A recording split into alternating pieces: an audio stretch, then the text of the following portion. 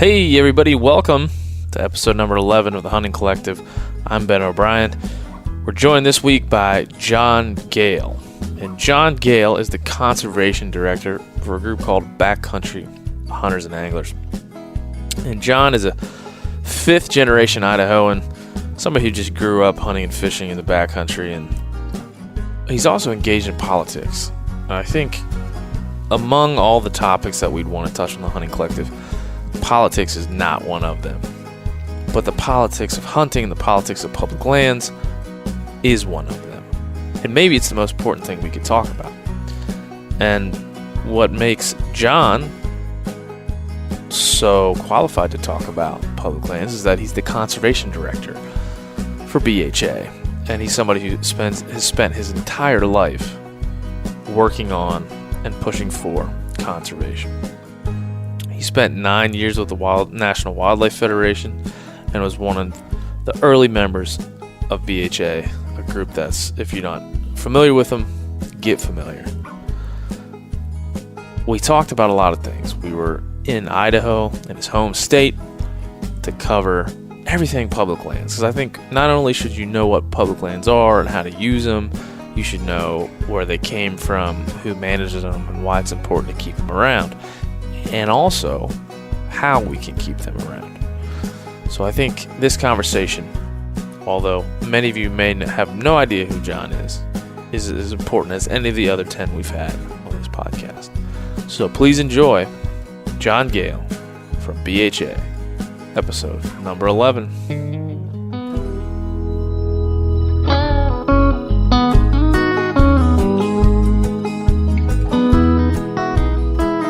John Gale, how's it going? Good. How you doing, man? Oh, we're just drinking beer. That's right. And it's like noon, 1 o'clock. Do some day drinking. And what is it, a Wednesday? Thursday's Wednesday? Thursday. It's Thursday? It's Thursday. Shit, I'm way off. Right. It's only your first beer. Yeah, that's right. And I don't even know. Well, we're in Idaho, and we're here for the BHA Rendezvous. Yeah. And for folks that don't know what BHA is, you can tell them what BHA is. Absolutely. Thanks first for inviting me on the podcast here, Ben. Yeah. It's my first podcast, so you get to witness the stumbling, bumbling, droning first-timer here. That's why the beer is here. Like, if we need to break and have 3 or 4 more beers and loosen things up, we can always do that. If I get a little tight, it sounds like a plan. So, Backcountry Hunters and Anglers was founded around a campfire in Oregon back in 2004. Really, I think all things that are good come from conversations with whiskey and beer around a campfire late at night. Yep. And this may be a little bias of me to say, but I think this is one of the best campfire conversations that actually came into fruition. It wasn't just whiskey talking. It turned into something real. It turned into Backcountry Hunters and Anglers, the fastest growing sportsman's organization in North America. And we pride ourselves on being the sportsman's voice for our wild public lands, waters, and wildlife. And those souls around the campfire back in 2004 really had a vision for bringing hunters and anglers that care about all things wild together to conserve the backcountry, to create an organization that was not just dedicated to a single species, but dedicated to all species and dedicated to all forms of hunting and fishing, and not just specific ways of hunting or fishing or specific species that people like to hunt and fish for, but taking a look at what they cared about most, which was wilderness, backcountry, the pristine areas.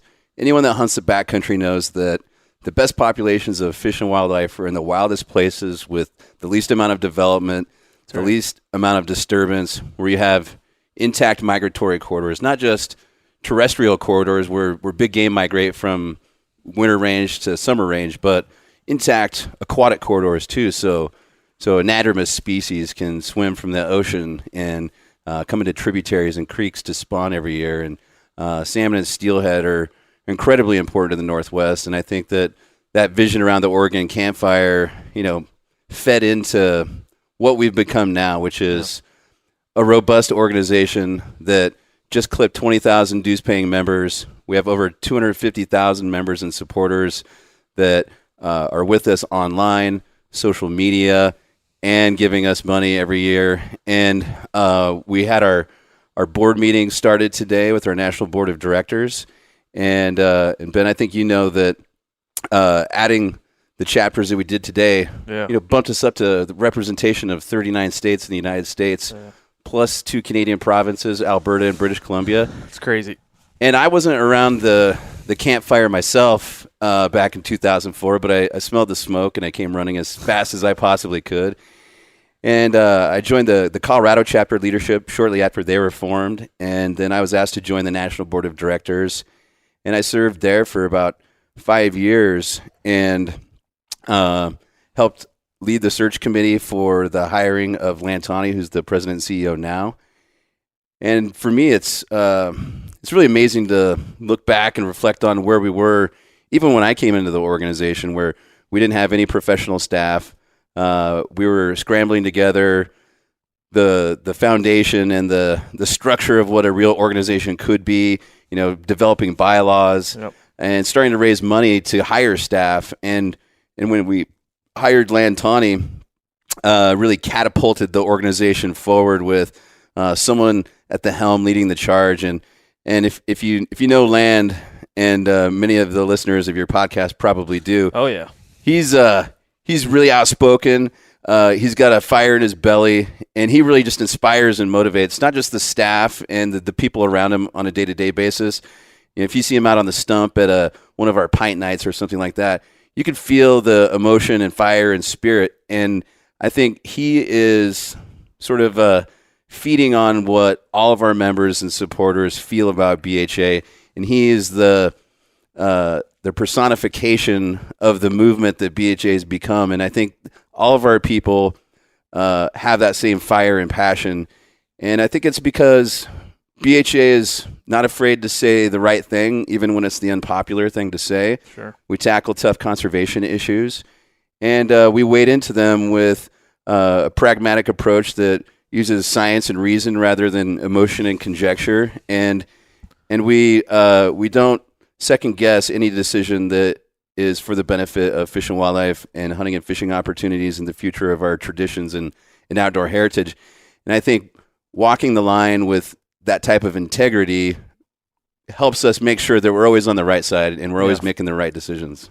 Yeah, I mean, we in the conservation community, I mean, there's, as you said, there's groups that are focused on just elk or just turkeys or any number of issues, because you're well aware that there's a myriad of issues in this conservation lexicon that we could talk about, right? We could focus on legislation, or really uber specific politics, or we could talk about habitat, or we could talk about, but the one shining star in all that is public lands, because it's an enduring ideal more than it is just a tangible thing you can go walk on and hunt on and fish on. I think that's why BHA has become what it's become. And for people that don't, inside the lexicon of conservation, I think BHA has become this youthful, energetic, purposeful organization that's done in its membership, one, but also just in its, public relations and its forward-facing voice. It's become something different. And that's why it's interesting to me. Not to say that Ducks Unlimited or NWTF or RMEF are old in the way they do things, but they're older, and they have established ways of being and ways of talking and ways of doing that BHA was able to break the mold on. What do you attribute that breaking of the mold to? Land in some way, or just the idea of what public lands are? Well, I think, one, we've learned a lot from our partners. You named several of them, and we work really closely with them. And they're sort of legacy leaders in the conservation space. And so many of us that helped grow and start BHA, we were actually working for many of those partner organizations at the time, and we loved who we were working for and why we were there. But we also saw the opportunity to grow something new, something different, something that was an experiment in some ways. Like, could we try something new and something different? And I feel like the sportsman's community needed something different too, right? Like, we're working closely with state agencies all over the country. And probably the single most greatest priority for state agencies is recruitment of new hunters and anglers, people that are buying hunting and fishing licenses, buying gear and equipment that support excise tax dollars that are supporting state agency management budgets for fish and wildlife management. These are really important revenue streams that a lot of us are concerned about. And so we have that important recruitment component. We also need to be retaining existing hunters and anglers and re-engaging ones that may have hunted and fished in the past, but for whatever reason stopped. And so I think part of what we're trying to do is create enthusiasm around hunting and fishing again. Like let's make it fun. Let's make it exciting. Let's make it accessible. And so we're taking a little bit different approach. Like one, certainly Land's spirit and the organization's ability to reach out to young people is I think mostly attributed to our approach in meeting people where they're at. If you want to reach young people and you want to bring in a diversity of audiences and constituents into your organization, you got to find out what they respond to. What do they care about? Where do they like to get their information? And what do they like to do in their free time? Yeah. If you can make people fired up to come to your organization because they would have done something similar in their free time anyways, and you can make that about hunting and fish and wildlife conservation, then that makes sense. We're doing things like hosting pint nights where we're coming together and having some beers. We're having good times. We're talking about important issues. But I think that some groups have moved beyond that important social connection with some of their members and supporters. And for us, we're putting that forward as the means to engage and educate and bring people into the tent and be a part of who we are and get them excited about what we stand for.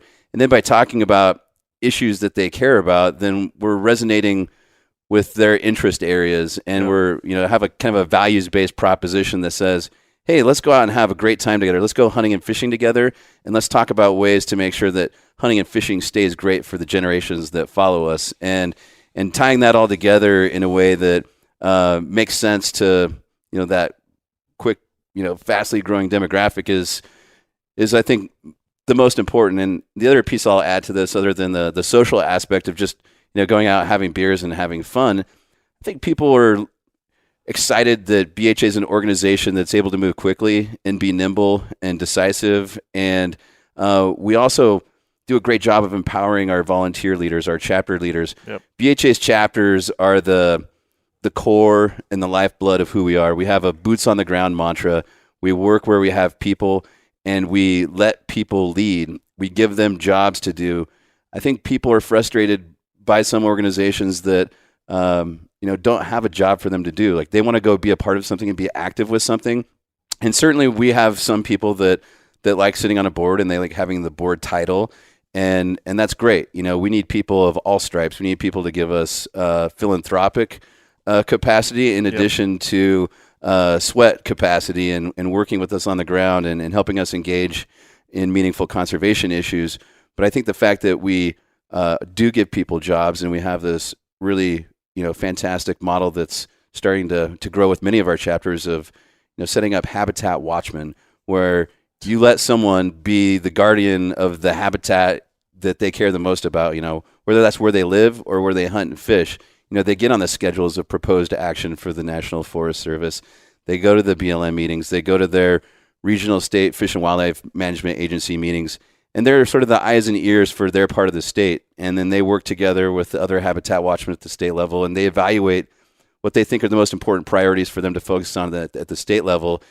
And that makes BHA unique in that we're able to show up to Washington, D.C. and engage actively in federal and congressional issues while bringing that boots on the ground perspective, where we're really merging those two together and operating as one BHA from the ground all the way up. And I think that people appreciate that type of model too, and that's another reason why we're attracting so much interest. Yeah, and I think that's a lot of that's why I wanted to have you on. And when I originally thought about this, I thought, one, I want people to know what BHA really is, or how BHA speaks, how it looks in general, and away from just social media channels and emails and websites and policies and things of that nature. I mean, I think the personalities of these organizations are as important as the actions of the organization. So that's one reason I want to have you on. But the other one is, I think when certain public land and access issues, conservation issues come up, BHA is seen as a leader, a voice, someone who can set the precedent for which direction we should go, right? So, for example, national monuments has been a big one. Yeah. People are looking to BHA, looking to yourself, and looking to land, and looking to Ryan Bussey, the chairman of the board, to help mold the conversation. Yeah. Guys like Steve Ranella and Remy Warren, these guys are helping fuel the conversation, but I think I even personally look to BHA to help me understand what should be important to me and within the prism of public lands, what I know I already care about. Yeah. I have the tenants. I'm looking for BHA to kind of guide those tenants and educate me on that. And I think that's what you can provide to anybody who listens to this. So I want to go through a pretty, not exhaustive, but just kind of roll through, if you care about public lands, here's what you kind of need to know about the future, what's happening currently, and then what will happen in the future. Yeah. Yeah, for sure. And if you want me to, I'm happy to touch on some pieces of legislation that I think that hunters and anglers should be paying attention to, and I think that's important, and aware of, and ways to engage. And first, I'll say that while I hope that people continue to join BHA, and even listeners of this podcast, look us up and check us out, I think the most important thing that any hunter and angler can do is find a group that speaks their language, whether it's my organization or one of our partner groups. I think it's important to find an organization that speaks your language and become a member of that organization. Give them your money. There's tons of organizations doing great work in this space. And if you care about trout fishing only, then you should definitely go join Trout Unlimited. Yep. But I hope you'll become a member of Backcountry Hunters and Anglers too, and realize the value of being a part of an organization that also cares about trout and salmon species and cold water fisheries, but also big game species and fair chase and public access and opportunity and things like that. I think the reason why it's important for organizations like ours to be collaborative and work with other groups is because there are specialties out there, and sometimes you need specialized organizations that bring expertise into an area. And BHA prides itself on our expertise with regards to public lands and waters and public access and opportunity and fair chase hunting principles. But, we definitely lean on some of our partner groups to help fill the gaps and provide, policy expertise where we need it. And I think that's the beauty of a group like BHA. Like, we can convene people and bring people together, but we also reach out to other organizations. So I'd first tell people to find an organization that they like and give them money, become a member, and become active in what they're doing. The second thing that I think is really important is to, whether you've never engaged in a civic way or not, whether that's at the local level with your state legislature or decisions happening in your county or your municipality, even members of Congress still have to go home and face the people that vote them into office in the first place. They're still supposed to be representing who their home state folks have an interest in, like what issues they have an interest in. It's their job to represent those interests. So I think people should remember that their job is to represent the interests of their state, and they can't know what the interests in their state are unless you tell them about it. And so part of what BHA is doing is providing information to our members and supporters, trying to educate them on issues that we think are most important, so that they'll start making those phone calls, so they'll start taking action, so they'll use their social media platforms to post on Facebook and Twitter and Instagram and whatever spaces they're in to really advance, conservation priorities that we think are important. And, just we're halfway through the year almost here, coming into springtime, and 2018 is an interesting year where we have a midterm election coming up in November. Yeah. So members of Congress are battling to keep their seats, and we've got new people trying to come in and establish themselves in Congress. You've got a number of Senate seats that are open. And so I think there is a will on both sides of the aisle to start moving legislation that's meaningful. We just passed a federal omnibus package for 2018 funding, fiscal year 2018 funding, that included great things for conservation. We had reauthorization for the Federal Lands Transaction Facilitation Act, which is a modified land exchange program that helps create new access and opportunity on public land and management efficiencies for fish and wildlife management.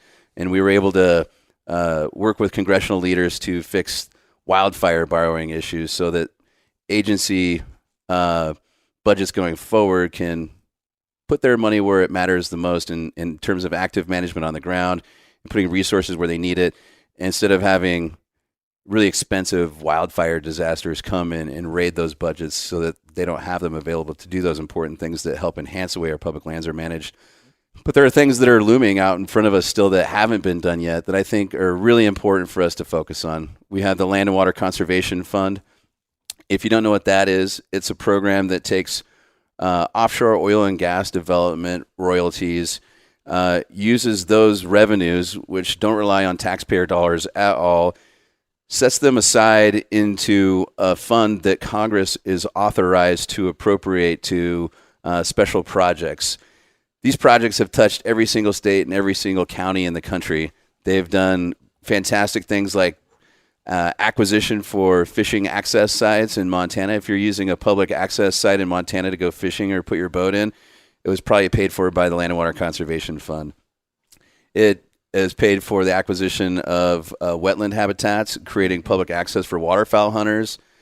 It's done really great things with big game migratory corridors. You mentioned the Rocky Mountain Elk Foundation earlier.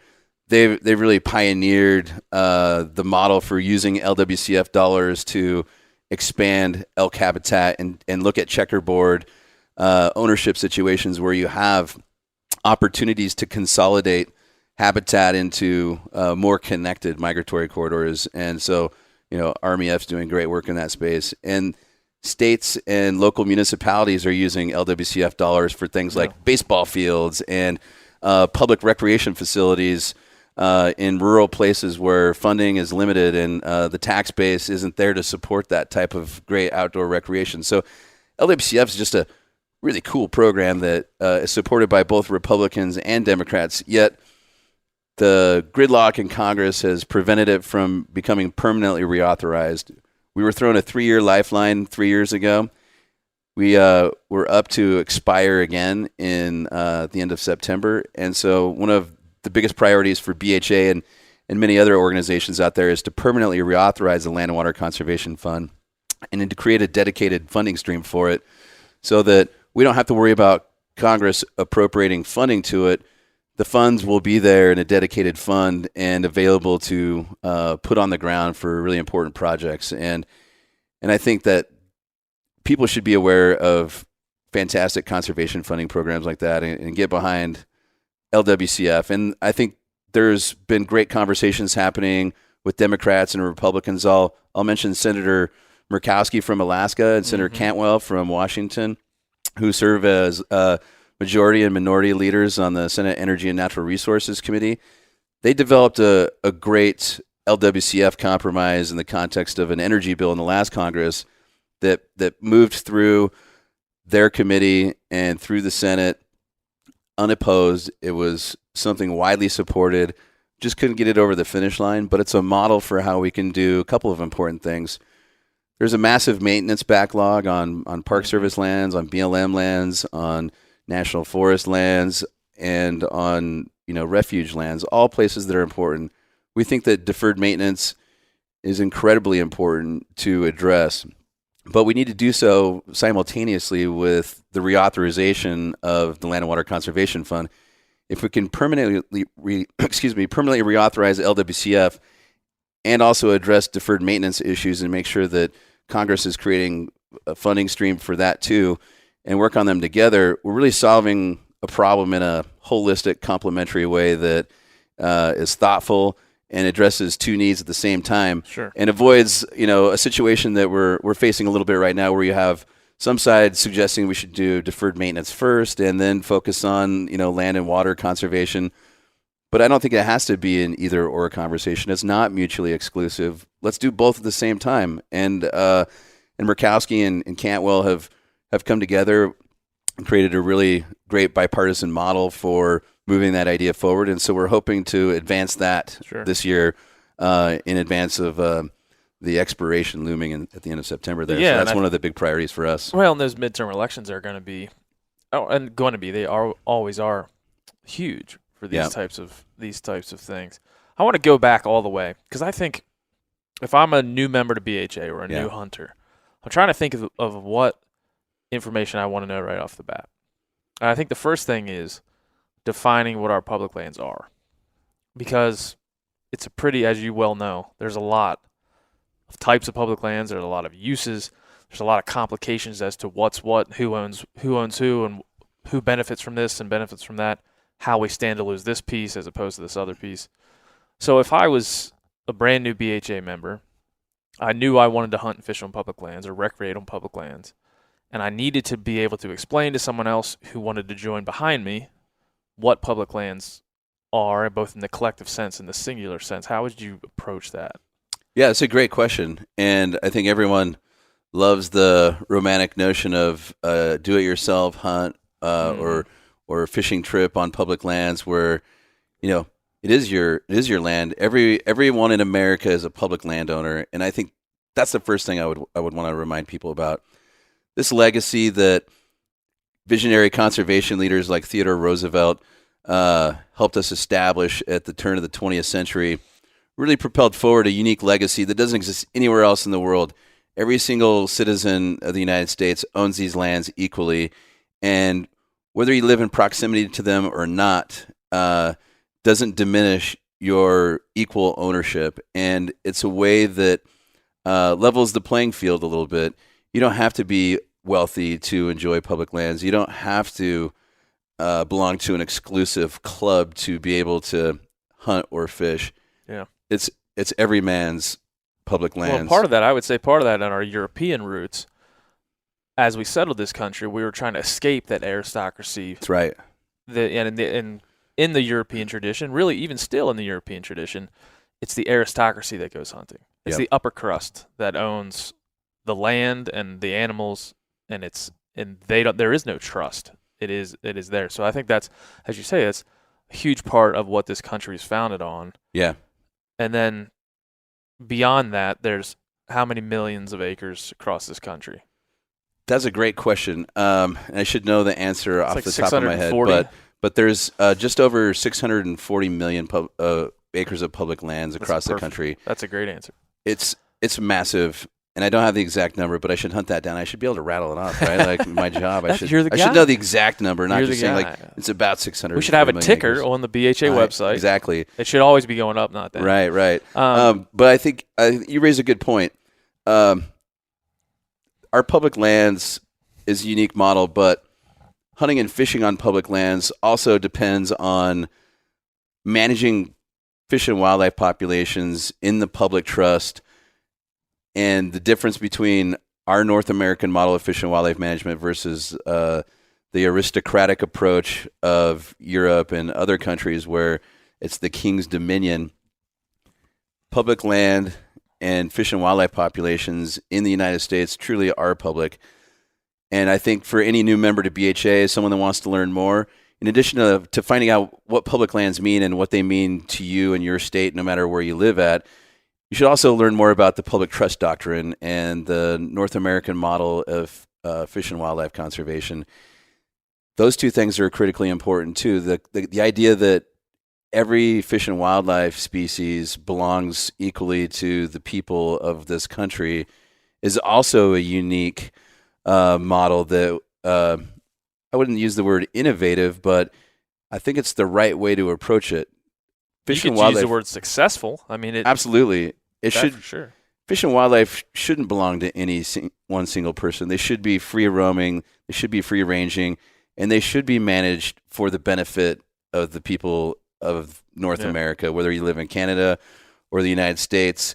Mexico's a little bit more of a complicated story, but in general, like the North American model is a model that is highly successful, and the ability to hunt and fish on public lands is an access issue in many ways to not just the physical area to hunt and fish in, but the opportunity to be able to hunt and fish there. You need to have robust populations of fish and wildlife in order to have successful hunting and fishing opportunities. Sure. So I think the two go hand in hand, and so I like to educate people about that piece too, reminding them that it's important to interface with your state fish and wildlife management agency leaders as much as it is leaders of federal public lands management agencies like the Bureau of Land Management, like the Forest Service.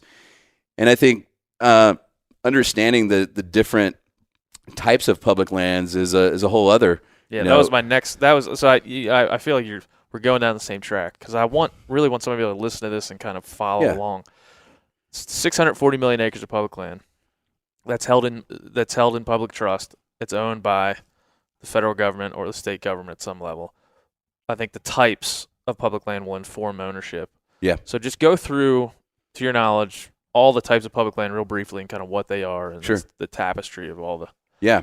So at the federal level, you have public lands management agencies essentially divided into two areas. You have the U.S. Department of Agriculture, which houses the United States Forest Service. Mm-hmm. So that's one side. And then you have the Department of Interior, which houses the majority of our public lands management agencies. You have the Bureau of Land Management, you have U.S. Fish and Wildlife Service, and you have the National Park Service. All those different land ownership designations come with a little bit different types of management paradigms. And if you look at something like the Park Service units, you can't hunt and fish in a lot of National Park Service units, right? You can't go into Yellowstone National Park and go on an elk hunt. No.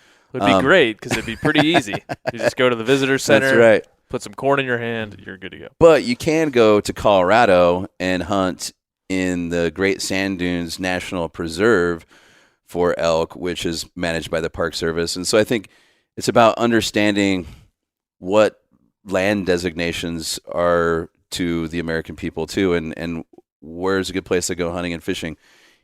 In general, National Forest Service lands administered under the Department of Agriculture and Bureau of Land Management lands administered under the Department of Interior are wide open for hunting and fishing. And, outside of restrictions placed on method of take and seasons for hunting and fishing that are set by the states, you essentially have unfettered access to those places. Certainly there's travel management issues where, roads are open to some motorized vehicles and not, and you have places like roadless areas and wilderness designations where motorized vehicles aren't allowed. So I think if you're a new member of BHA and you want to understand more about where you can go hunting and fishing on public lands, I think the first step is to reach out to myself or any of our staff and just ask the questions that you're maybe afraid to ask of your friends, because we don't care what you know or you don't know. We want to help you learn more, and certainly the online resources that are set up under the Department of Interior and USDA Forest Service really help line those things out too. So I think if your listeners are interested in knowing more, those are great places to start too, where they can do some self-education. And then you have other interesting segments of public lands outside of the federal purview that exist at the state level too. We did a report a couple of years ago examining the state trust lands model that exists in western states, where upon statehood, a model of state trust lands was created in order to generate revenue for schools. And so some western states have largely sold off or transferred or somehow, given away their state trust lands that they had at statehood. Nevada is a good example of how most of their lands are not there anymore. But other states have tremendous amounts of state trust lands, and their primary mandate is to generate revenue for schools for the state. And so hunting and fishing and even things like camping and public access can be tricky, and they differ widely from state to state. And so you have to really educate yourself about how to even, access and understand what state lands you can even hunt and fish on. So it becomes a little bit more difficult when you look at those types of lands to decipher what you can do and what you can't do. And our report tried to outline that in a way that makes sense to people. But I think it's also an interesting illustration of how, this concept that, originated out of the Sagebrush Rebellion, where some Western states wanted to capture all federal lands and bring them into, state ownership. I think, that's a single example of how it complicates things for hunters and anglers, and why we should be concerned about efforts to take away public lands and shift them into private ownership or even state ownership, where the primary purpose of the land is not necessarily for the benefit of the public good and access and opportunity on public lands. It becomes a revenue generation priority. Sure. And, if a state, finds themselves in a tight spot in a rough budget year, it's pretty easy to sell off a huge block of lands to generate a short-term revenue gain. And once they're gone, right? We have what we have. And fish and wildlife already live in the best possible places. They're already occupying the best possible habitat. If we marginalize the habitat, if we eliminate the status of the habitat in some way, then we're only serving to possibly see population declines as populations of fish and wildlife are pushed into more marginal habitat areas. And if we destroy or lose their habitat forever, then it's hard to make the case for improving and enhancing hunting and fishing opportunity. Well, in most state, is it the governor and the state legislature that have a mandate to balance the budget? Is that part of their marching orders in their job description? For sure. And with state trust lands, they're supposed to generate revenue for schools, right? That's their primary purpose, and that could contribute to balancing state budgets and having them, serve their fiduciary obligations at the state level too. So that's definitely part of it. Yeah.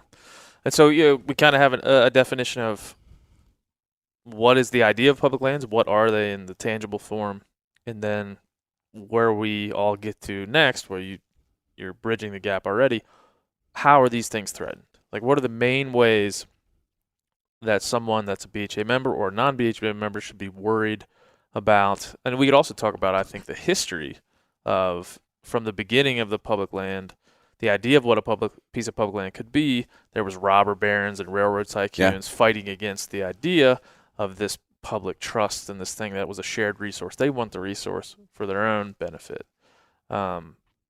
So just in the current context, let's start with the current context. What is the threat to us losing these public lands and their right to use them?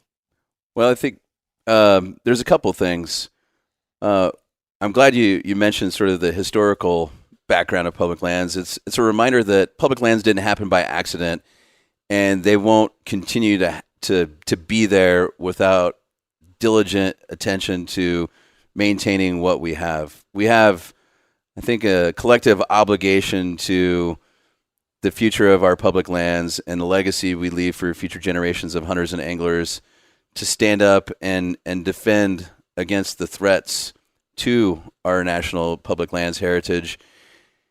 And today is not that much different than it was in the 1930s, when you had a lot of people eyeballing public lands, and you had visionaries like Theodore Roosevelt working to create public lands that were productive for the benefit of the country, while at the same time ensuring that they weren't being raided and decimated and gone forever too.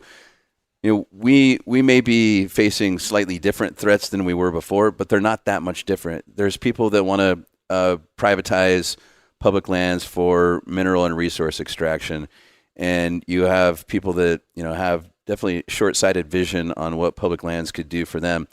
I think BHA and other organizations over the last 5 years have done a great job of pushing back against state proposals to transfer public lands, which by all opinions put forth by legal scholars and everyone else that have looked into the issue, is illegal to do in the first place, and they have no claim to public lands in the first place.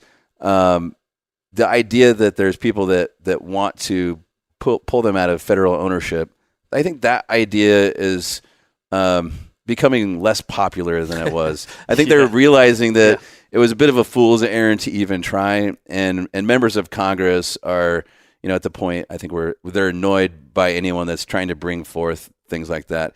I think the more credible threat that we face is impacts to fish and wildlife habitat quality, and even more veiled attempts to take away public lands by shifting management authority to states and other entities. I think that's a dangerous proposition that really sets up an equation where each state is not being managed consistently from state to state. And you have a state that has a government in place that wants to prioritize resource extraction, mineral extraction, whether that's oil and gas development or coal mining or whatever it is. If that state wants to do that and they have the authority to do it, how is that helping fish and wildlife habitat, hunting and fishing opportunities? If one state is acting in good faith and doing the right thing for fish and wildlife habitat, but the state right next door that's also connected to the same migratory corridor is making bad decisions. And so I think the federal government, while, I think there's always going to be a sense of, pushback against the federal government in Western states in particular, I think the federal government plays a really important oversight role, and they are there as stewards, managing to the best of their ability our public lands in a way that allows for multiple use, and hopefully one use doesn't come at the expense of another. Yeah. And I think our role as an advocacy organization is working with members of Congress and states and decision makers to say, we want fish and wildlife habitat and hunting and fishing opportunities to be considered as a priority instead of an afterthought. And we support things like responsible energy development. We support things like responsible mining and multiple use and sustainable timber harvest and active management practices. We support all those things. We just want to make sure that none of those activities and multiple uses on public lands come at the expense of our hunting and fishing heritage. And if we do a good job of coming together in a collaborative way and looking at landscape level planning approaches that enable us to avoid and mitigate impacts, we can have our cake and eat it too. And it's just about getting together and doing a better job. And so I think that's fundamental to ensuring that we avoid threats in the first place instead of deal with them after they're already upon us. And I think there are a number of other threats that sometimes people don't consider too. Like I talk about the fragmentation of fish and wildlife habitat.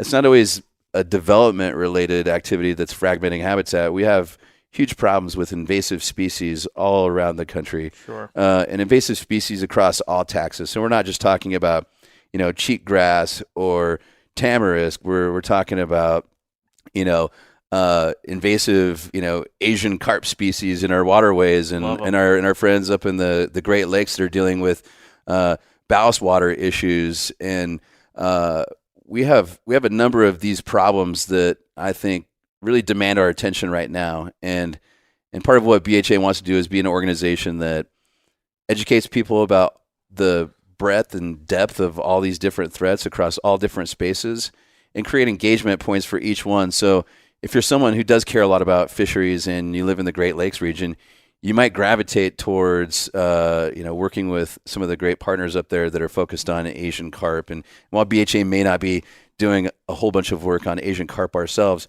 we probably know who it is and we could point you in the right direction. But we also care about those things, or it might be something that we are playing a stronger leadership role on, like the boundary waters. There's a proposed mine in the Boundary Waters Canoe Area Wilderness, one of I think it is America's most visited wilderness area. It's a phenomenal place, and they have tremendous water resources there. People literally dip their cups in the waters, in the boundary waters, and drink straight from them. And I think the fisheries and the wildlife that thrive there are an indication of that habitat health. And when you have a proposed mining development really teetering on the edge of polluting something like that, I think it shows us that there's some places that are just the wrong places to do development. And while we support responsible development, we think there's a right place and a wrong place. And maybe the boundary waters is a wrong place to put a massive mining development. Maybe if you love to fish in Alaska, or you have dreams of catching a massive sockeye salmon in Alaska and getting up into Bristol Bay, maybe you have a problem with the proposed pebble mine that is going in Bristol Bay, and you want to work with groups like BHA and Trout Unlimited and some of the other organizations that are rallying against pebble mine in order to maintain the integrity of Bristol Bay in the world's largest sockeye salmon fishery. Sure. There's a lot of issues like that going on right now that are pretty serious for us, and I think that what anyone that cares about hunting and fish and wildlife conservation can do, like I said before, find an organization that you feel is paying attention to these things, become a member of it, become aware of what they're doing, and then learn how to engage and how to make a difference. And people think that making phone calls and sending emails and letters to their members of Congress and decision makers doesn't make a difference, but it does. Sure. We've shown that it does before. There's, just last year we saw Congressman Chaffetz from Utah drop a bill that would have disposed of over 2 million acres of public lands, and hunters and anglers and people that care about public lands responded en masse, and he withdrew that legislation, and something we never seen before. And so we were heartened to see that civic engagement still matters, and that was a great example of how an uprising, really turned the corner for hunters and anglers and people that care about public lands. Yeah, I mean, I think that gets into the politics of it, because Jason Chaffetz was a Republican, and sometimes I think about when it comes to the federal government. Say I join BHA, I'm a new member, I'm a Republican, I'm for smaller government, smaller federal government. That's my stance. But I'm also, conversely, I really care about public lands. I really care about hunting and fishing, and I really care about multiple use, and I care about the environment. Yeah. But I'm a staunch Republican. Sure. And I think the government mostly is inept and can't do the job it's meant to do. I think about that guy all the time. I think that guy must be thinking, what the fuck? What would you say to that guy? I imagine you might say, okay, maybe the federal government's inept in certain ways. It's convoluted. Politics are cumbersome in a lot of ways. Yeah. But in this particular way, the federal government is the best way to manage it. And I think the other thing I'd like to hear from you on this particular point is how exactly the federal management of these lands work. How does it get trickled back down to the states? And what is your, the synthesis of all those ideas, your hypothesis of how the federal government may not always be the best thing for a lot of situations, but in this situation, it's the best to manage that land?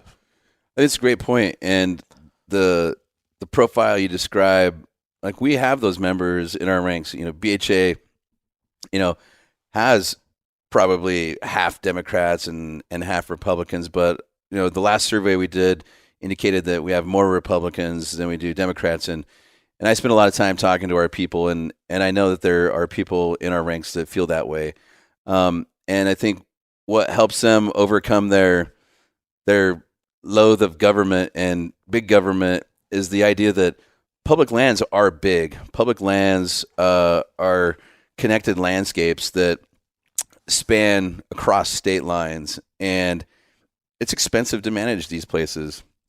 States cannot afford to manage such vast amounts of public lands, and especially if a wildfire disaster or something tragic like that happens, the cost of dealing with those natural disasters would cripple a state and bankrupt it overnight, literally. And I think that's an economic equation that a lot of people riding the ideological horse all the way to Washington fail to consider and integrate into their well-crafted talking points that are pretty narrow in focus.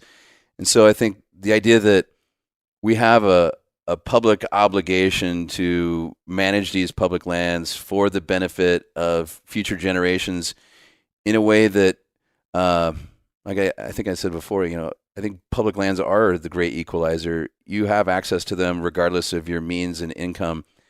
And the only possible way that we can manage public lands across all 50 states in a way that is consistent and considers all the different multiple uses that we should be managing our public lands for, like, the only way to possibly do it is through the federal government. Could they do a better job? Of course they can. We are advocating for practices and policies that improve and enhance the way public lands are being managed. And, one of the biggest problems I see there is congressional appropriators are not doing their job to give adequate funding to the state management agencies, and they have the luxury of talking out of both sides of their mouth. They get to complain that public lands are not being managed the way they should be, while at the same time starving them into a state of anemia as they sit on the Appropriations Committee and refuse to give them funding to do it. I don't think that's right. And I think we should all be doing our individual jobs as citizens of this country and public landowners to call bullshit on that and demand that we fix that problem. And I mentioned earlier we fixed the wildfire borrowing issue in the most recent fiscal year 2018 omnibus package that passed a couple weeks ago. I think that was a big one, right? Like fire issues were robbing funding from agencies' non-fire budgets, and their operational funds were being compromised, and they weren't able to do what they wanted to do. And that's not really their fault. It's the fault of the members of Congress that should be helping our public lands management agencies do a better job, that should be working with stakeholders like hunters and anglers to advance thoughtful ways to improve active management and get boots back on the ground working to manage public lands. The other, thing I say to that member that doesn't like big government and thinks that decisions are happening in Washington D.C. in a vacuum, I think that's a false narrative. Decisions on public lands are being made absolutely locally. If you live in the West and you drive around your state, there are local offices of the Forest Service, of the Bureau of Land Management, of the U.S. Fish and Wildlife Service. These are people with families and local communities, rural towns, big cities, working on behalf of the federal government to manage local lands publicly. They live there. They live in these places that they're managing. They have a vested interest in doing the best they possibly can. So I think that narrative is 100% false. Sure. Decisions are not being made in Washington, D.C. About how public lands are being managed out west with no input at the local or state level. Yeah, that's huge. That's huge. And I really, like, even for my own edification, I like to set up what's happening here, because I think a lot of people are not cherry picking, but are being allowed to cherry pick certain parts of this issue, when really I think everything you're saying is part of this tapestry, the part of what the lands are, why they're there, how they're managed, how we could lose them, but then also how politics endangers us doing what's best for these lands. Yeah. And so that brings me to the Bears Ears and the National Monument review of this last, I guess, a year and change from the Trump administration on down to Secretary Zinke.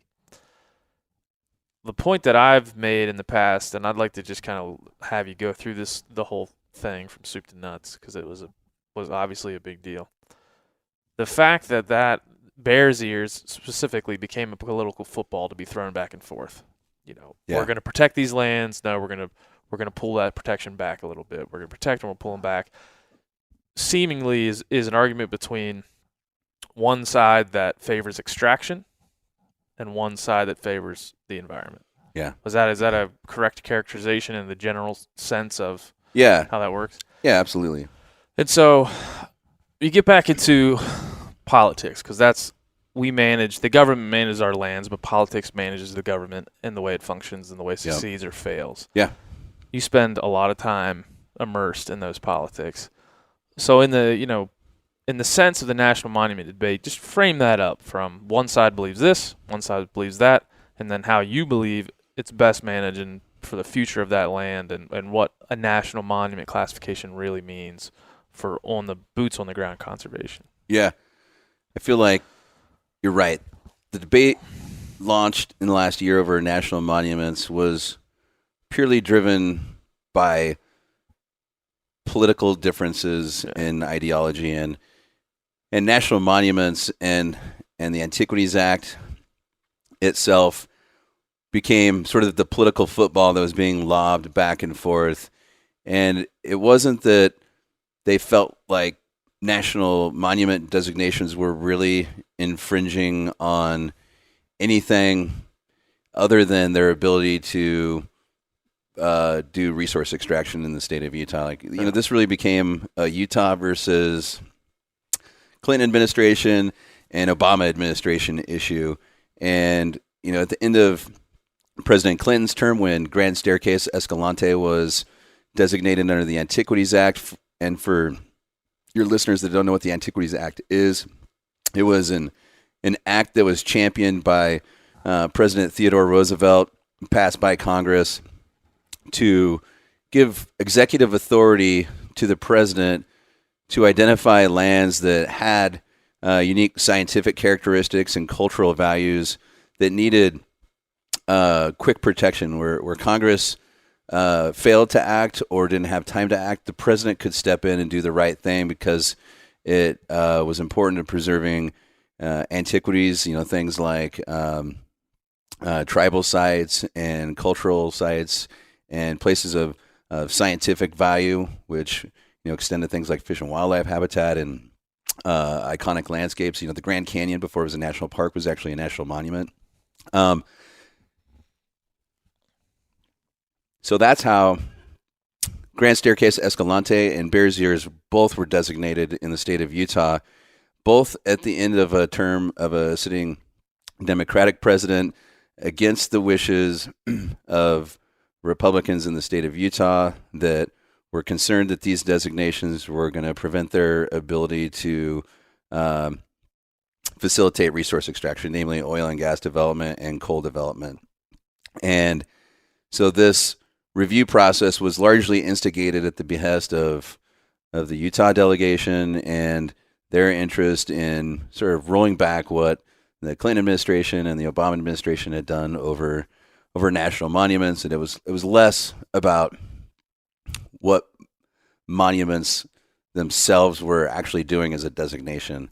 For the most part, monument designations really enable lots of traditional uses like grazing and even existing mining claims to operate as they always have been.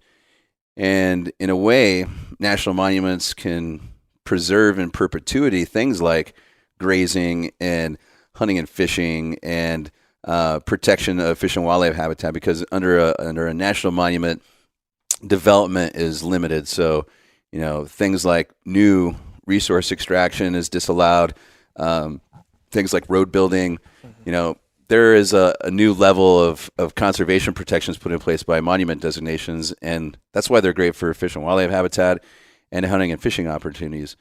Not every national monument has great fish and wildlife habitat, and not every national monument has great hunting and fishing opportunities, but some of them do, especially some of the larger Western monuments.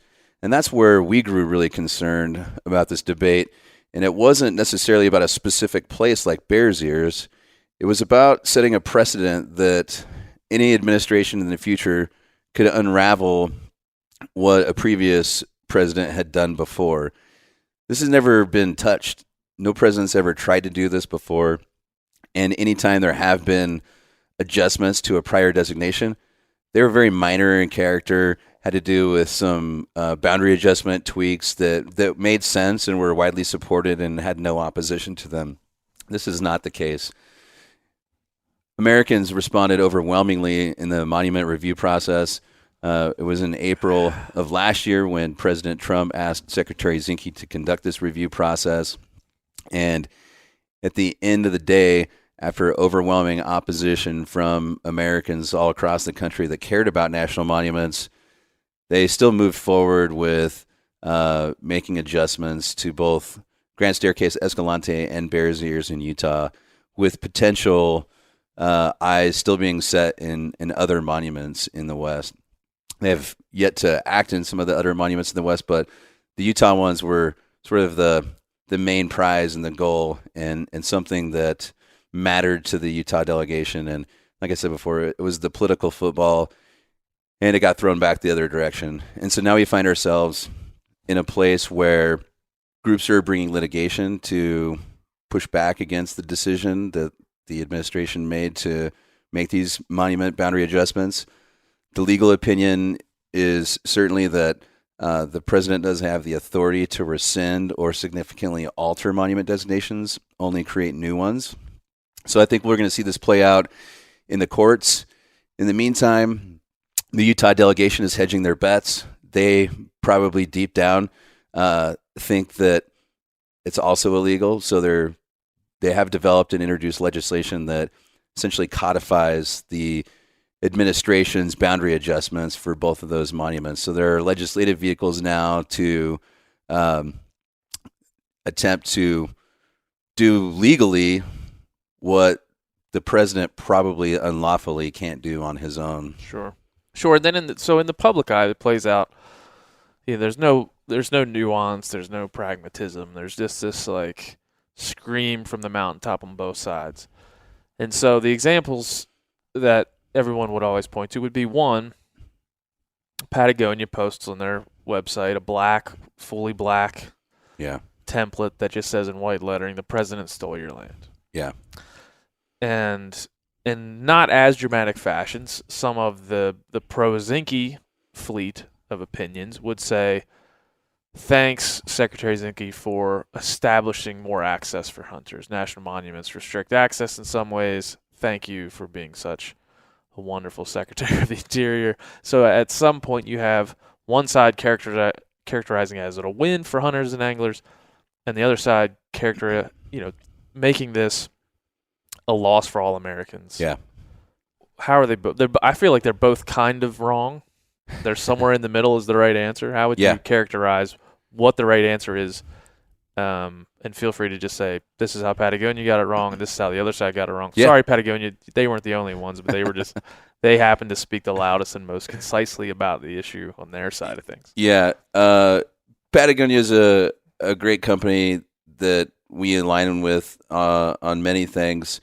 I appreciate the spirit in which they responded to that, but in some ways their statement's misleading. I mean, the president didn't steal your public lands. Like, they've always been your public lands, and even this decision now, didn't take the public lands away.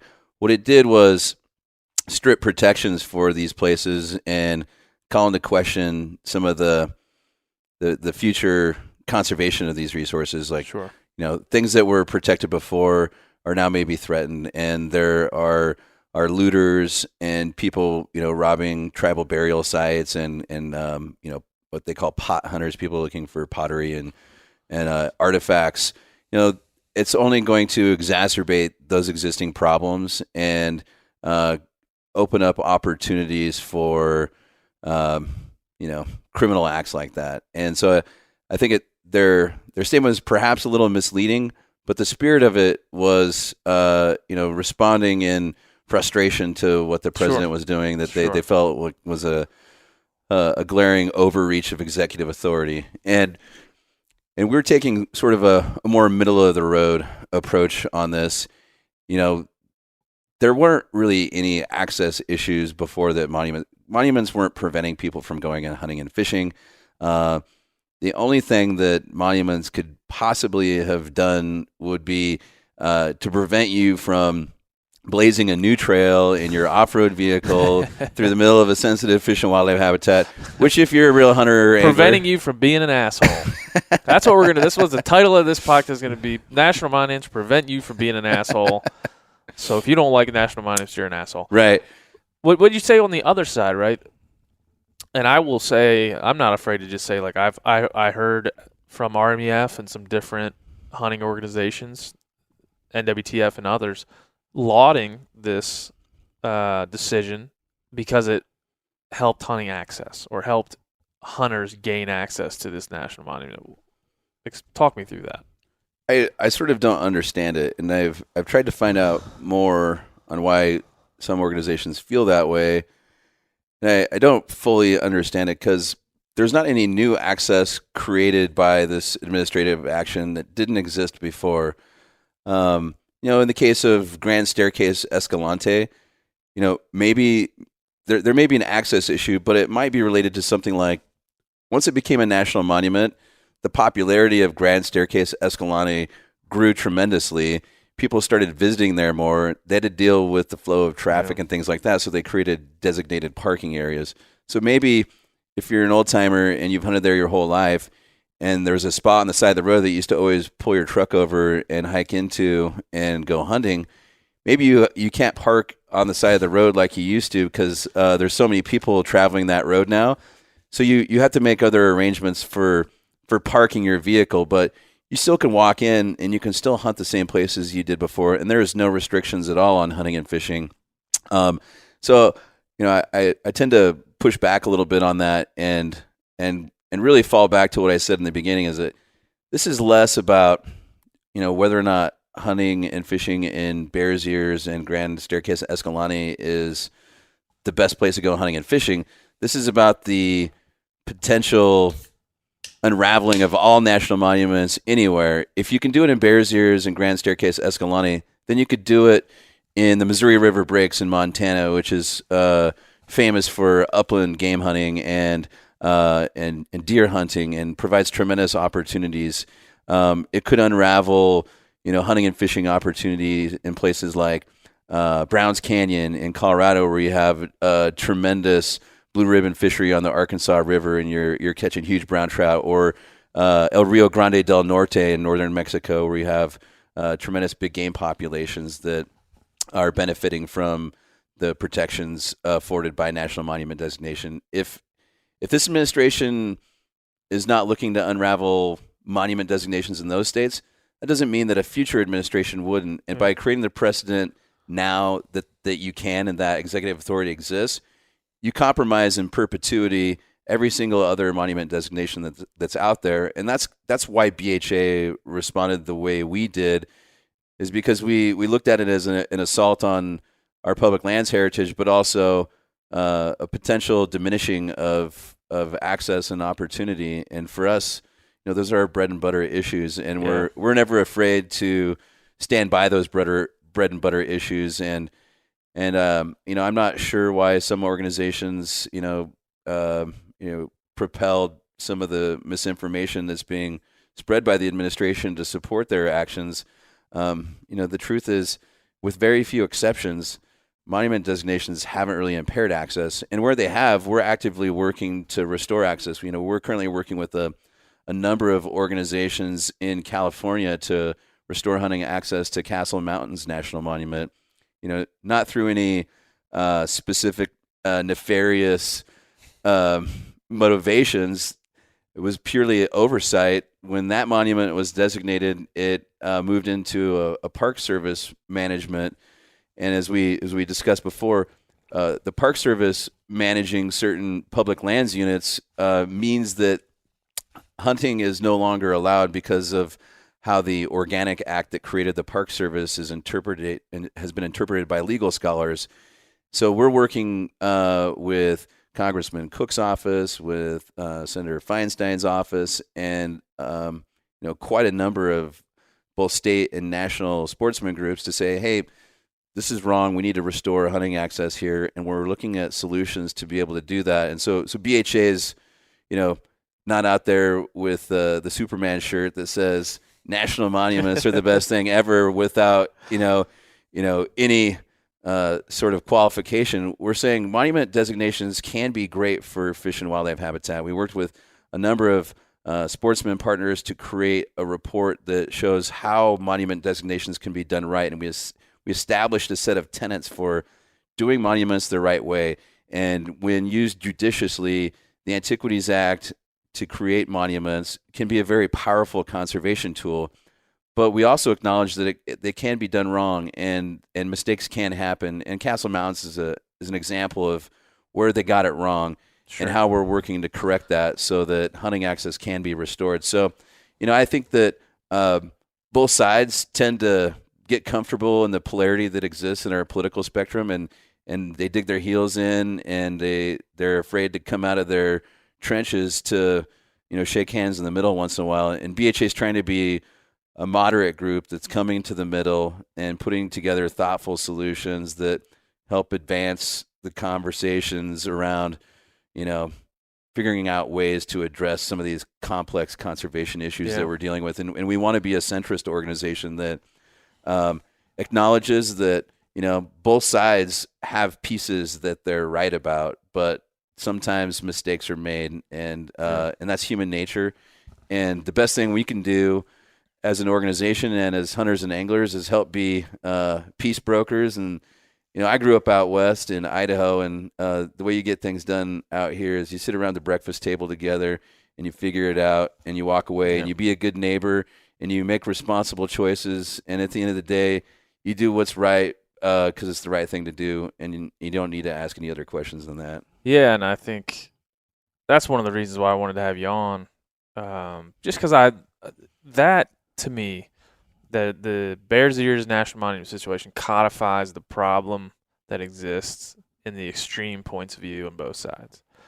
I imagine, and you can tell me if you disagree with this, that those extreme points of view were very grounded in environmentalism, protection of wild places and lands across the board, and then on the other side, the desire to extract resources and make money off those lands. Sure.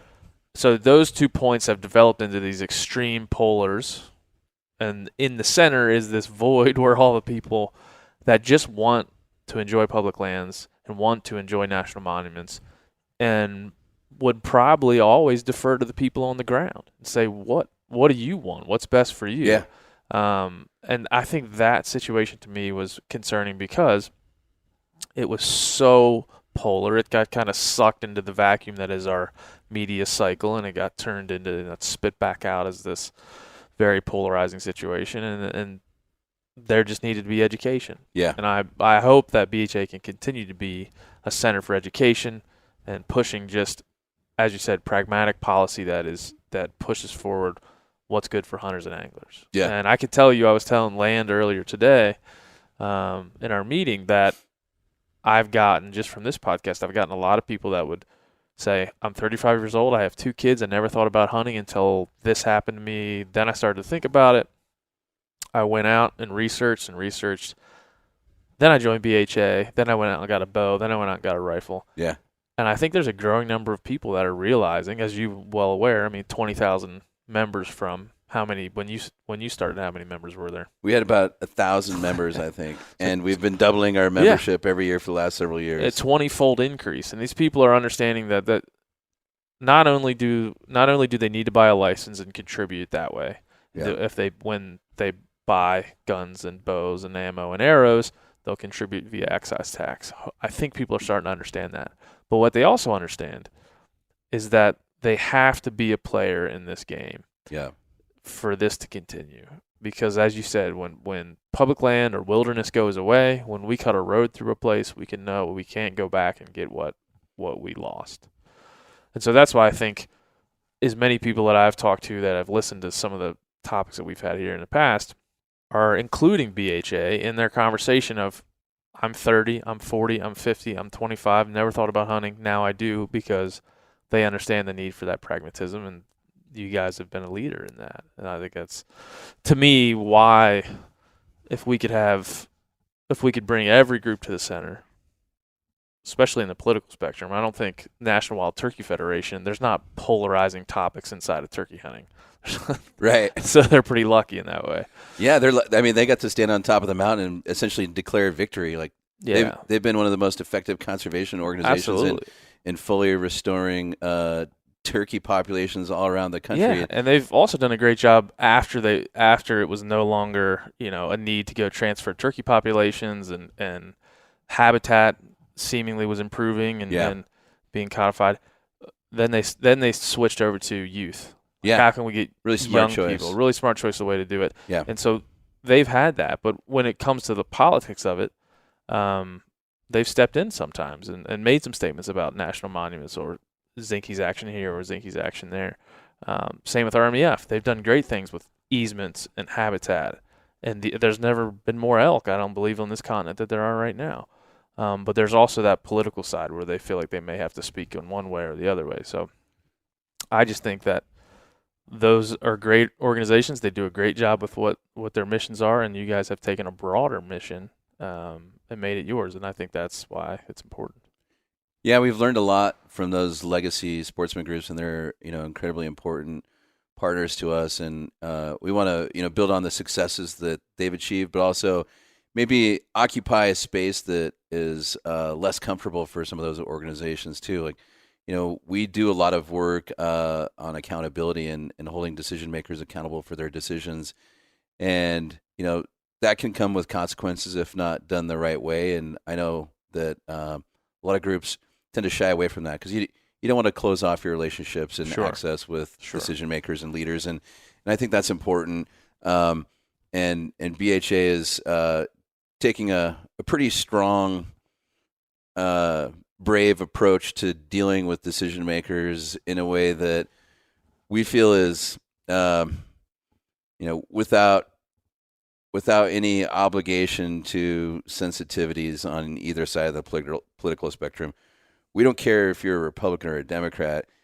If you're making bad votes that work against fish and wildlife habitat and hunting and fishing opportunities, we're going to come after you. We support the Second Amendment, but public lands and waters are our Second Amendment. And we're going to put you in the crosshairs if you come after public lands and waters. And I think it's okay to be bold when you're being bold for the right reasons, and you do it with integrity, you do it with respect and sincerity.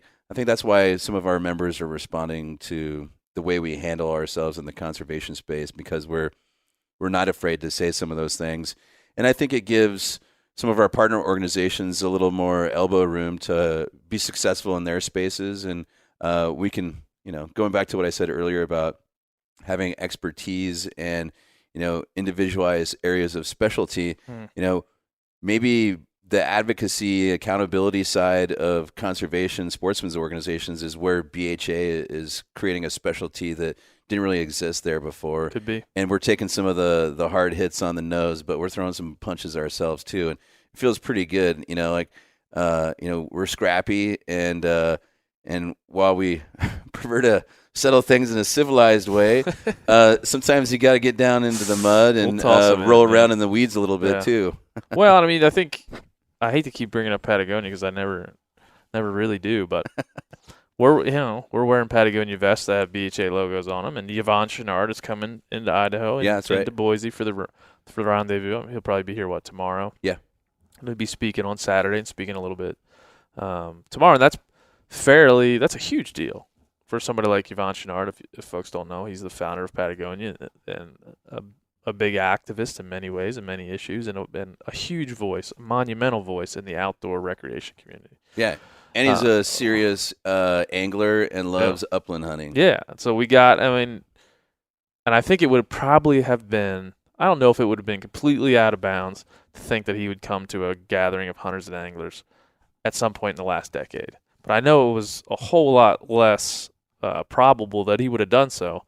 And so then when I found out he was coming to speak to this group, I thought that's just the perfect, and even in our earlier conversation about what Patagonia did we didn't agree with, it's the perfect amalgam of do we agree with everything that Yvon Chouinard has ever done?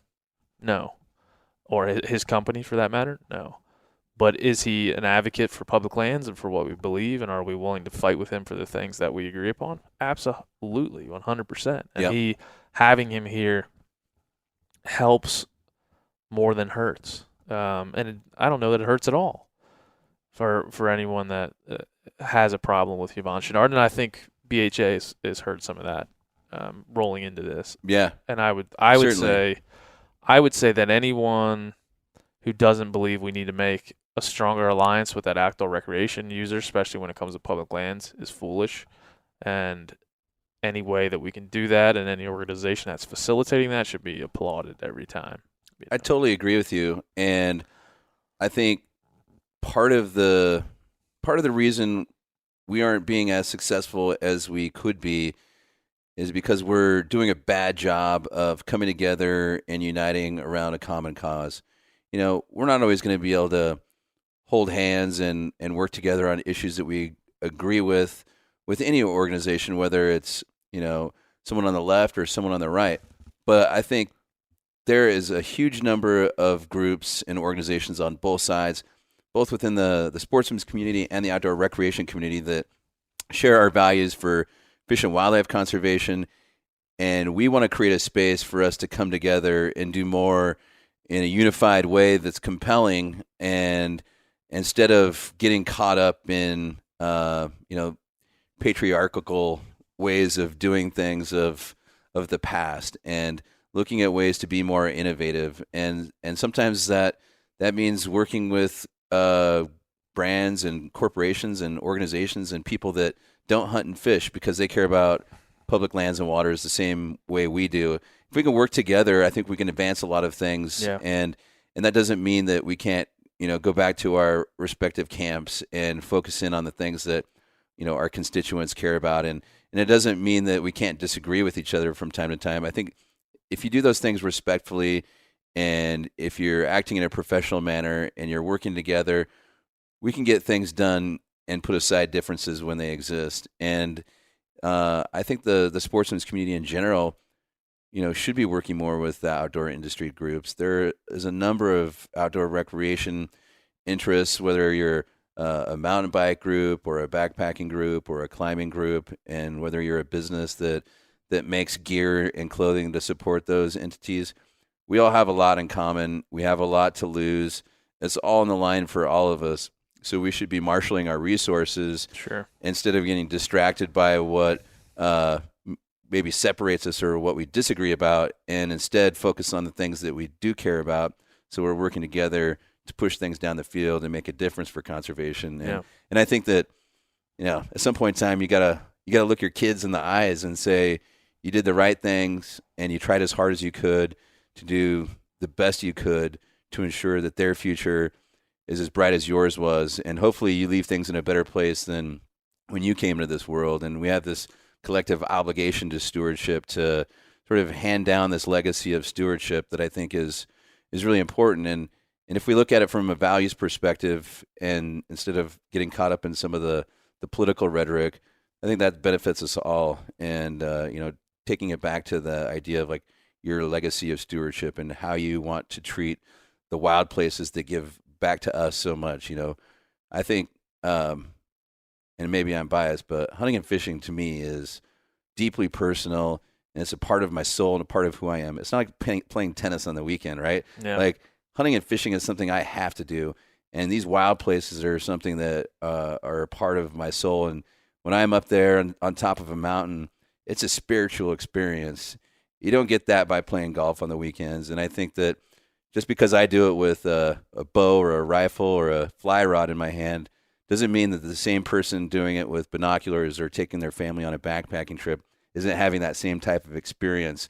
So I think if we can come back and relate to each other in that really basic values way, then that's the right way to move things forward. And I think telling stories to decision makers about why these places are meaningful and important to us will help them understand why we care about it, and to help get outside of the politics of conservation. Yeah, that's a huge thing for me too. Just understanding how we can better articulate these things to each other. I mean, we could lose a lot if we said, listen, Yvonne, we don't agree on predator hunting. You don't want any predator hunting. We think kill all the wolves and coyotes. Of course, that's not what we think. But if we were unwilling to see the ties that bind us, and we're only going to focus on the things that don't bind us together, we're never going to win. And, and as you said, I have a young son, and I always think about part of my reason for being here this weekend is, one, my job, but two, moreover, just thinking about him and thinking about how am I going to make sure when he's old enough that he understands what this is like. And you live in Illinois or Iowa or Texas, and places that there aren't big tracts of public land, your life, in my opinion, is considerably different than if you live in Idaho, if you live in Montana, or if you live in Utah or Idaho. Any of these states that have large tracts of public land. Colorado is another example. Your life is just totally different. Right. You don't have the same feeling of wandering that you can just get up in the morning and go for a hike and get lost and find yourself on a mountain you've never been on. You just don't have that. In Texas, I live in Texas, you just don't have the same feeling when you wake up in the morning and you know that you can't just go out and find a place that belongs to you and everybody else. And so I think it's tangible. It's not something that's so opaque that we can't see it in our own lives. Yeah. If you're listening to this and you live in a place where you'd have to drive 6 hours to public land, and you're listening to this and you live in a place where you can literally hop on a bike and go ride around in a wilderness area, or better yet, walk around in a wilderness area, those two lives are completely different. And what you're fighting for, and what I feel strongly about, same, is the ability for anyone to go out and have that experience, because that experience is way more than just a 1 or 2 or 3 day haul. It's a lifetime of feeling that there's something out there that belongs to everybody. Yeah, and I think that's a great point. And one thing that we try and do as an organization too is meet people where they're at. And backcountry can be a state of mind as much as a physical place. Mm. And backcountry to you might mean bayou in the backwoods of Louisiana someplace, and you're cruising around in flooded timber, and you're lost. And you're in the backcountry. Yeah. Backcountry for you might be, offshore fishing in the Gulf Coast somewhere, and you can't see a speck of land in sight. Maybe ocean is the original backcountry and one of the wildest frontiers. There's people that think that way about the ocean. There's people that live in Maine, and while it's not the same as hunting public lands in the West where you have Bureau of Land Management lands or Forest Service lands, you might be hunting timber company lands. And in the Maine way of life and Maine traditions, timber companies do a great service to hunters by providing public access and opportunities on lands where you don't have like these large blocks of lands in the West. And so one of the reasons I think people find BHA appealing and why we're growing in places like the Southeast and the Northeast and the Mid-Atlantic is because we're not confining ourselves to just public lands in the West. We're looking at what does backcountry mean to you, and we're also looking at public access and opportunity, and that might mean forging relationships with state and local governments and private landowners that facilitate access for hunting and fishing. And you might be in Pennsylvania outside of Philadelphia somewhere, but you can find a piece of land where you're the only person on it, and you're hunting, and you don't see a single soul the other day, and you're having the same experience of solace and silence and that quietude of outdoor recreation that the same person, climbing a 14,000 foot peak in Colorado is having, or the same person that's doing a 7-day backpacking trip for elk in the Bob Marshall Wilderness is having. We're all having similar experiences, and the topography and the landscapes that we're doing it in might be different, but backcountry is a state of mind as much as it is a place, and we like to consider both, and we give equal weight and importance to both, because part of why we care about these places is because they're wild and because they give us time to reflect and recharge our batteries and get our boots dirty and get our souls clean. And I think that's ultimately at the end of the day what helps bring people together. If we can focus on those elements and do things that extend those opportunities no matter where you live, helps bring us together in a way that is very compelling, and at our most basic, fundamental level of human nature, like, having those connections, I think, is really important and helps bind us together. Yeah. No, well, I appreciate you being on the front lines of all that, and it's your daily life. It's what you do. It's what you live and breathe. And thanks, Ben. I appreciate all you do too. Yeah. Well, we do what we can, but like you said, I think about my young son, and for all honesty, I'm on the BHA National Board, and when Lan Tawney was talking to me about coming on, and he said, why would you want to do that? You have all this other stuff going on. Why is it important to you to be a part of an organization like this in this way? And my only response was, I have a son, and I want him to have the opportunities I've had. Yeah. And I want him to know about the things that I've known about, and I want him to understand why that's important, not only for him and I to enjoy, but for the generations that come after us. And that's why I believe in it, and I know that's why all of us are doing what we're doing. So I mean, it sounds preachy to say something like that. I normally try not to get too preachy. I don't think it's preachy. I have a daughter too, and I think a lot of people think that way. Like, when you become a parent, things change in your life. And I've always been dedicated to conservation and this type of work, even before my daughter was born. But when she was born, things change. You become a parent, you become responsible for another life, and part of your job as a parent is to make sure your child has a good life. And for me, providing a good life means being able to take her hunting and fishing in the same places that my dad took me hunting and fishing in, to pass on those family traditions and those experiences. and so it makes it deeply personal and very emotional. And I think that's why it's special and why we care so much. And it's part of why I think people get fired up too. And sometimes that escalates in a media space and in the halls of Capitol Hill. And ultimately, at the end of the day, like, if you distill things down and understand why people are being passionate about the things they're passionate about, you can never go wrong if you go down that path. And I think people respect you when you at least attempt to do that and understand what the other side is motivated by. For sure. And that's what I have always said. There has to be a moment in your life where you just decide, where you come to this, either it's an epiphany or it's just a lifelong slog where you're like, this is what I'm passionate about. And I'm sure there's people listening to this who already have the passion we have, and there's probably some people listening that haven't quite discovered that passion yet. And what I would tell people is, man, if you already have the passion for public lands, for hunting, for fishing, whatever it is, keep stoking that thing. Yeah.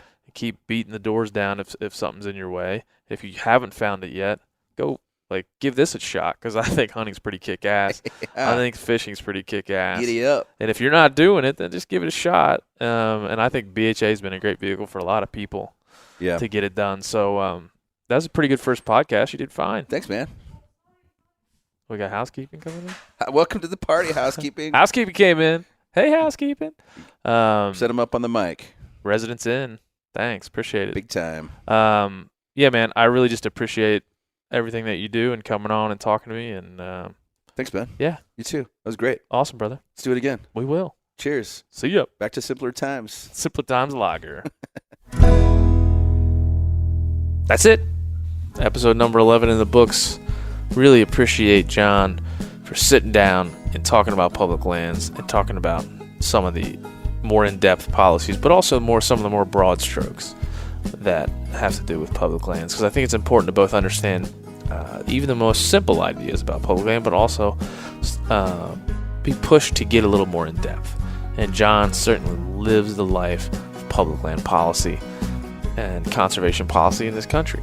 So he was a great resource for this conversation. And I want to thank everybody who came out to Backcountry Hunters and Anglers Rendezvous in Idaho this past weekend. I was there a couple of days. I didn't get to really see as many people as I wanted to. I had to roll out for my little niece's first birthday, which was an awesome event in our lives. Wish I could have stayed for the Friday and Saturday events. I had to jump out a little early, but I followed along, and everybody's social media looked like everything from the Brew Fest to the storytelling event to everything that was there was a good time. There's a lot of great energy in the room. And another thing I wanted to touch on is Yvon Chouinard is the founder of Patagonia. He's a seminal voice in the outdoor rec industry, and somebody who now we can count as a part of our public lands team. The man showed up to a hunting and fishing gathering and spoke highly of not only the people in the room, but the purpose for why they assembled. And that is, I can't tell you how much that means to me, how much that means to BHA, and I think how much that means to everybody in that room in Idaho. So I'm sure Yvon will never listen to this, but I would thank him for coming and being a part of our little community and speaking highly of the hunters in the room, which I think for anybody who knows Patagonia and knows their history is a big damn deal. So we appreciate having Yvon and Patagonia in the house for that event. So that's all I gotta say about that.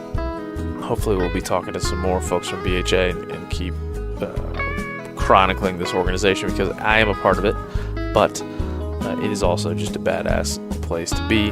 A lot of energy, and I'm biased, but I think if you head to next year's Rendezvous, you'll find out why I'm biased. So thehuntingcollective.com is there for you to check out if you want to listen to all the other podcasts we've done. Steve Vernella, Remy Warren, John Dudley, Johnny Gale, who you just heard from, a bunch of them. I can't think of them all now, but they're all there. So you just go check it out. Click on podcasts, click on articles, click on videos, click on whatever, and it's all there. We're on iTunes, Stitcher, we're now on Google Play, and more to come. Hopefully we'll add YouTube to that list. We'll keep knocking those down and get more outlets for you to listen to the Hunting Collective. That's it. That's all. Episode number 11. Bye-bye.